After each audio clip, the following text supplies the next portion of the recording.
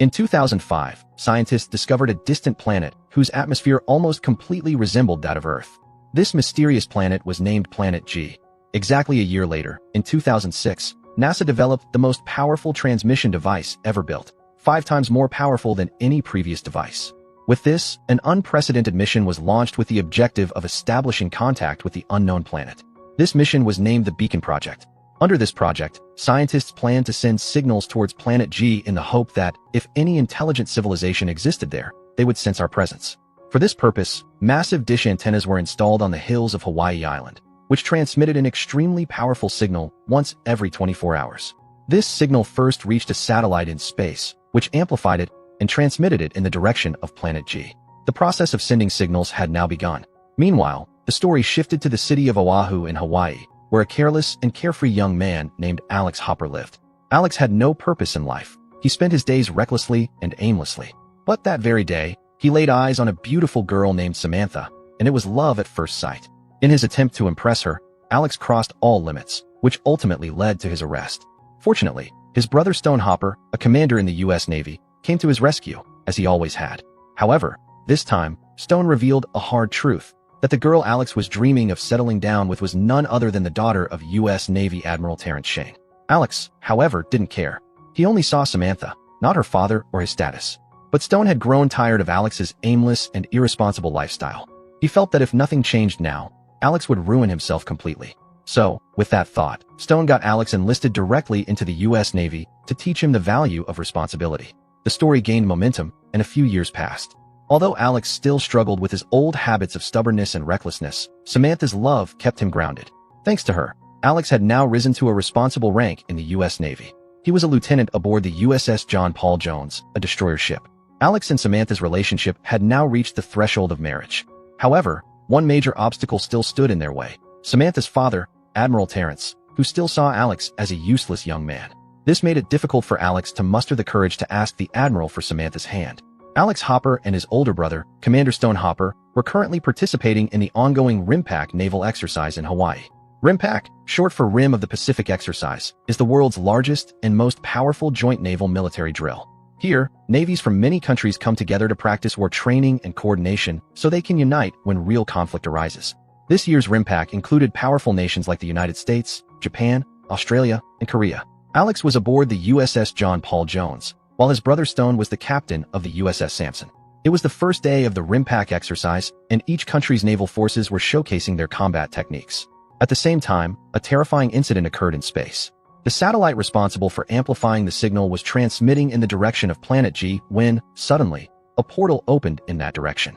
From that portal emerged several terrifying figures, 5 unidentified alien objects, being pulled by some gravitational force straight toward Earth. But during their descent, one of the objects collided with the satellite. The impact was massive, the satellite was completely destroyed, and the trajectory of that alien object was altered.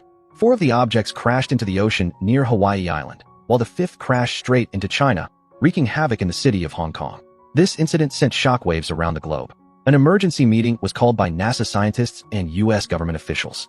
NASA scientists claimed that these alien objects must have come from Planet G, the same planet they had been transmitting signals to for months under the Beacon Project. In other words, an intelligent alien civilization did exist on Planet G, and they had now made their presence known. But was this a message or an attack? That question caused great concern for both NASA and the U.S. government. Meanwhile, naval forces conducting training in the Pacific Ocean were informed about the incident. The alien objects had fallen just a few miles from them in the sea. The captain of Alex's ship coordinated with his brother Stone and a Japanese ship, and the 3 warships set off to assess the situation. On the other hand, NASA received crucial information from China. The alien object that had crashed in Hong Kong was made of an unknown element not found on Earth. It appeared to be some sort of communication device. Although the device was completely destroyed in the crash, a question arose. Why had the aliens sent a communication device to Earth? Were they trying to contact someone? But who? Meanwhile, Alex, Stone, and the Japanese ship continued heading toward the crash site. As they neared the location, they spotted a mysterious structure emerging from the ocean. It was an alien object, but whether it was a ship or something else wasn't clear from a distance. Alex and Stone kept a watchful eye on it for a while. It showed no signs of movement, nor did anything emerge from it. Then, Captain Stone sent Alex and 2 soldiers to investigate the object. They boarded a small boat and slowly approached the object. Before them stood a strange, tall, and massive pillar rooted deep into the ocean floor. Without hesitation, Alex jumped into the shallow water and moved toward the pillar. The surface of the pillar had unusual, raised markings. As soon as Alex tried to touch them, he received a powerful electric shock and was thrown backward. At that very moment, a burst of energy exploded from two nearby platforms next to the pillar, shooting up into the sky and creating an invisible energy shield around the pillar, spanning several kilometers in radius. Alex, his team, and all three warships were now trapped inside this energy shield, as if they were genies sealed in a bottle. No signal could escape, and no help could come in. All around them was mysterious silence and invisible walls. Meanwhile, a jet from the Air Force was speeding toward the area, but the shield was invisible to the naked eye. As soon as the jet collided with it, a violent explosion occurred, and the jet was blown to pieces. Inside the shield, the soldiers aboard the ships went on high alert. They began preparing their weapons. Meanwhile, Alex and his two fellow soldiers witnessed a terrifying sight near the pillar. The ocean began to churn violently, as if something massive was about to emerge from its depths. And then, out of nowhere, three gigantic alien ships burst from the water like leaping dolphins. The three ships took up strategic positions around the pillar, as if guarding it like soldiers protecting a fortress. The entire naval force was struck with fear at the sight. At the same time, Alex noticed that the ships were covered with an extremely strong windshield, indicating that aliens might indeed be inside, but nothing was visible from the outside. Suddenly, a loud sound wave erupted from an alien ship, shattering the glass of all surrounding ships and temporarily deafening the entire army. Taking this as a declaration of war, Captain Stone launched a counterattack. His forces fired a missile at one of the alien ships, but they missed. At that exact moment, a barrage of missiles was launched from the alien ship, and in the blink of an eye, Stone's ship was blown to pieces. Everyone on board, including Captain Stone himself, died in the blast. Watching his brother die in front of his eyes, Alex was devastated. But alongside the shock, a burning desire for revenge flared up within him. Without wasting a moment, he boarded his destroyer ship and began looking for the captain. But the soldiers informed him that the ship's captain had also been killed in the attack. This hit Alex hard because, after the captain, the next senior officer on the ship was him. Now, the responsibility of leading the entire army fell on his shoulders. At first, Alex was shaken, but his need to avenge his brother's death gave him the strength he needed. He ordered his team to load the weapons. Now he was fully prepared to launch a counterattack on the alien ship. Seeing Alex's ship preparing for battle, the Japanese ship's captain Nagata also alerted his crew so they could assist Alex. However, after the last attack, the alien ships had gone completely silent. But as soon as Alex and Nagata aimed their ship's weapons at the alien ship suddenly came to life again. It launched another wave of missiles and destroyed Nagata's ship. Fortunately, Nagata and his team jumped into the water and managed to save their lives. Alex now realized that any hasty or emotional decision could cost him and his entire army their lives. So, he calmed himself and lowered his weapons. The alien ship went silent once again. Alex rescued Nagata and the remaining soldiers and brought them aboard his ship. At that moment, there was more movement from the aliens. From the alien pillar, a shuttle-like craft and 3 rotating golden drones emerged and headed directly toward the civilian population. These drones, now referred to as shredder drones, were actually destroyers. Whenever they detected any military or electronic weaponry or sensed even the slightest threat, they would immediately annihilate it. Be it vehicles, helicopters, or humans. They began wreaking havoc in the surrounding areas. Meanwhile, Alex's girlfriend Samantha was hiking in the mountains of Oahu Island in Hawaii. Samantha was a physiotherapist, accompanying a retired Army veteran named Mick Canales. Mick had lost both his legs in the war and was learning to walk again with the help of prosthetic legs. Samantha was helping him adjust to this new phase of life. Oahu Island, too, was within the alien's invisible shield, cutting off all signals in the area. Suddenly, Samantha and Mick spotted the alien ship flying overhead. They were stunned. Soon after, a local police unit arrived and informed them that an alien attack had occurred nearby. They advised Samantha and Mick to return home and continued toward the observatory. Meanwhile, the alien ship landed right next to the observatory. As the hatch opened, armored aliens emerged, completely silent but with deadly intent. Without wasting a moment, they launched a fierce attack on the observatory. The once peaceful environment was now filled with screams. At the same time, the local police unit was unknowingly heading straight into danger. Suddenly, an alien appeared and shattered their vehicle's windshield with a powerful punch. Moving at lightning speed, it wiped out all the officers in an instant. Back on Alex's ship, his team made a shocking discovery. An alien wearing an armored suit had washed up from the sea. All the soldiers were eager to see what was inside the suit. Alex removed the alien's helmet, and what they saw sent chills down everyone's spine. It was a humanoid alien. Its facial features resembled humans to some extent, but its beard was made of sharp spikes, and its fingers looked bizarre. Alex opened its eyes and shone a flashlight into them. The aliens' eyes were deep black at first, but then, like a chameleon, they changed color. Suddenly, the alien woke up and grabbed Alex's face with its wide hands. The moment it touched him, Alex began seeing images from the alien's mind. He understood their entire plan. They were preparing for a full-scale invasion of Earth. Just then, Alex's team pulled the alien away from him. At that same moment, a powerful explosion rocked the ship. Amidst smoke and chaos, the door burst open and other aliens stormed in. Surprisingly, they didn't harm anyone. They simply picked up their injured comrade and quietly left, as if Alex and his team were completely invisible to them. Alex found this extremely strange. Still, he was already shaken by the terrifying knowledge of the aliens' real intentions. Meanwhile, NASA had discovered the aliens' plan to use Hawaii as a communication hub. It turned out that the aliens were trying to signal their army to come to Earth for war. But their original communication system had crashed in China. So they had captured the Hawaiian island because it housed the powerful transmitter of the Beacon project. They were modifying it to send signals back to their home planet. This was an alarming revelation, because if just 5 alien ships could cause this much destruction, imagine what would happen if they succeeded in contacting their planet. Countless more aliens could arrive, and humanity might be wiped out completely. This information left everyone terrified. Meanwhile, Samantha and Mick were headed toward the observatory. Suddenly, a man came running toward them, looking terrified. His name was Cal Zapata, a scientist from the Beacon project. He informed them that aliens had taken over the observatory, killed all the scientists, and were now preparing to send a signal to their home planet. Samantha and Mick were stunned. Cal further explained that their deep space satellite, which amplified signals, reached a particular position only once every 24 hours. That position was only 5 hours away. It was the only window through which the signal could be sent. If the aliens were not stopped before then, it would mean the end of the world. This revelation deeply alarmed Samantha and Mick. The question now wasn't about saving just one life. It was about saving all of humanity. They resolved to stop the aliens' plan at any cost. Back on the ship, Alex and his team were also strategizing.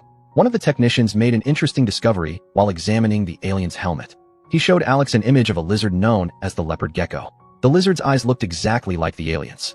The technician explained that the gecko is highly sensitive to sunlight, and the alien's helmet functioned like advanced sunglasses. It also contained moisture and a light oxygen supply. All of this indicated that the aliens, too, were highly sensitive to sunlight. Like leopard geckos, these aliens couldn't see properly in sunlight. That's probably why they didn't spot them. It's possible they could only detect humans through the scanners in their helmets. Now Alex had discovered one weakness of the aliens. They couldn't directly see them. They only detected weapons and sensed threats before attacking. Alex decided to use this weakness to defeat them. Japanese Commander Nagata stood with Alex. However, before they could destroy the aliens, they had to take down the 3 alien destroyer ships, and then the mothership. But now, night had fallen, making it even harder to spot the aliens. On top of that, the alien energy field had completely disabled Alex's ship's radar. That meant no alien ships or movement could be seen on the screens. The entire Navy team was tense because they couldn't see their enemy. At this point, Nagata gave a strange but brilliant suggestion. He mentioned that tsunami warning buoys installed around Hawaii by NOAA, the National Oceanic and Atmospheric Administration, could detect deep-sea disturbances caused by events like earthquakes, tremors, or the movement of something very large. Since the alien ships were slicing through the water with great speed and weight, they were causing massive underwater turbulence, which could be detected by these buoys. Nagata and Alex created a grid, treating each buoy as a point. Whenever a powerful wave formed in a certain spot underwater, they could estimate the direction and speed of the alien ships. The whole system worked like sensing an enemy's movements in the sea without even using your eyes. During this, they observed that the 3 alien destroyer ships were heading straight toward them, probably sensing a threat. The aliens were advancing in a pattern. Alex and Nagata quickly figured out this movement pattern.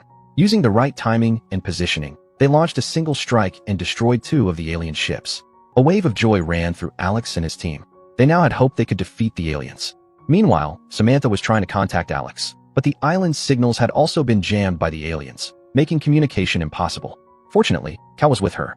He explained that the aliens were using an electromagnetic field to jam signals. But he had a special spectrum analyzer device that could allow them to contact Alex. Cal sneaked into his observatory and fetched the device. Samantha immediately called Alex and informed him that the aliens were setting up a communication system on Oahu Island to summon reinforcements. They had only 4 hours to destroy the entire island setup before more alien forces arrived. Just then, the call got disconnected. At that moment, Alex saw that the aliens had figured out their tactics. The last remaining alien ship changed its pattern and started circling around to flank them from behind. In the darkness, it was almost impossible to hit. Only 40 minutes remained until sunrise. Alex used his wit. He kept evading the alien ship until dawn. As soon as the sun rose, he maneuvered his ship behind Oahu Island, then circled it in front of the alien ship and fired directly at its windshield. The aliens inside were blinded by the harsh sunlight. All they could see was the blinding glare. Seizing the opportunity, Alex and Nagata launched rockets and destroyed that alien ship as well. Alex and his team were filled with renewed energy. But just then, the alien mothership launched 2 shredder drones that destroyed Alex's ship. Luckily, Alex, Nagata, and the remaining soldiers managed to escape using lifeboats. However, losing the destroyer ship was a huge setback. On the other hand, Samantha, watching from a distance through binoculars, saw Alex's ship get destroyed. She thought Alex was dead. Along with the heartbreak of losing Alex, she was devastated by the thought that no one was left to stop the aliens. But then Mick stepped up. Though he had lost a leg, the blood of a soldier still ran in his veins. He got into a police car with Samantha and rushed toward the observatory, where the aliens were just about to finish setting up their communication system. Meanwhile, Alex's team, now disheartened, was making their way to the shore. Without a ship or weapons, fighting the aliens seemed impossible. Just then, Alex spotted an old battleship named Missouri docked at the shore. Although it had been turned into a museum, it was now their only hope against the alien threat. Alex and his team boarded the ship. However, the ship was 70 years old, and its control systems were outdated and unfamiliar to the soldiers. Luckily, they met some retired war veterans on the ship, former sailors who had once operated it.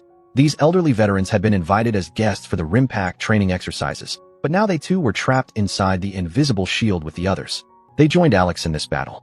Together, they transformed the old museum ship back into a battle-ready vessel. But this war was far from easy.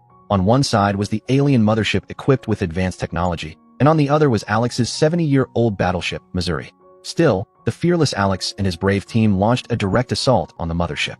Though the aliens were far superior, and their massive ship packed with modern weapons was overpowering at every step, they underestimated the human spirit, our strategy, courage, and intelligence. Alex kept maneuvering his ship out of the enemy's direct aim and circled around, firing missiles strategically. Eventually, they managed to destroy the alien mothership. With the mothership gone, the invisible shield also disappeared, clearing the way for the Navy forces stationed outside. The Admiral immediately began preparing the Air Force for attack. But the danger wasn't over yet. On Oahu Island, the aliens had successfully set up their communication device and were moments away from sending the signal. Once that happened, more alien forces would invade Earth. Just then, Samantha and Mick arrived at top speed in their vehicle and rammed directly into the alien communication device, disabling it. But in doing so, they placed themselves in extreme danger. One alien pounced on them. Despite being disabled, Mick fought the alien fiercely, eventually knocking off its helmet. The alien, blinded by the sunlight, couldn't see Mick properly. Even so, it attacked blindly and knocked Mick down. Just as the alien was about to stab Mick with a dagger, Cal arrived and began hitting the alien too. Mick seized the moment, grabbed the alien again, and told Cal to get Samantha to safety. Meanwhile, the rest of the aliens had repaired the communication device and were ready to transmit the signal again. Back on Alex's ship, they had only one missile left. Alex loaded it and aimed it at the alien communication device on Oahu Island. But just then, they saw that the mothership wasn't completely destroyed. It had launched 3 more shredder drones toward Alex's ship. With no weapons left to counter them, Alex and Nagata believed this was their end. But before dying, they fired the last missile toward the alien communication device. As soon as the aliens started transmitting the signal, the missile hit the target, causing a massive explosion. The communication device was destroyed, and all the remaining aliens were killed in the blast. But now, death was looming over Alex and his team. The shredder drones were about to strike their ship. Just then, 3 missiles appeared from nowhere and blew up all 3 drones midair. It was the Air Force unit that had arrived in time to support Alex and his crew. They destroyed the alien mothership completely. Thanks to the bravery of Alex and his courageous team, humanity was saved from the brink of annihilation. The world had narrowly escaped a massive threat, a war that was neither seen nor understood. Samantha, Mick, and Cal also reached a safe location just before the blast, and their lives were spared. Alex's courage, leadership, and intelligence won the hearts of the entire nation. He not only defeated the enemy, but also proved that true bravery lies in taking responsibility. He was honored like a hero. And finally, Admiral Terentian, who once thought Alex was irresponsible and reckless, also accepted Alex and Samantha's relationship. And with that, this story comes to an end. So if you like this video, please do subscribe to this channel.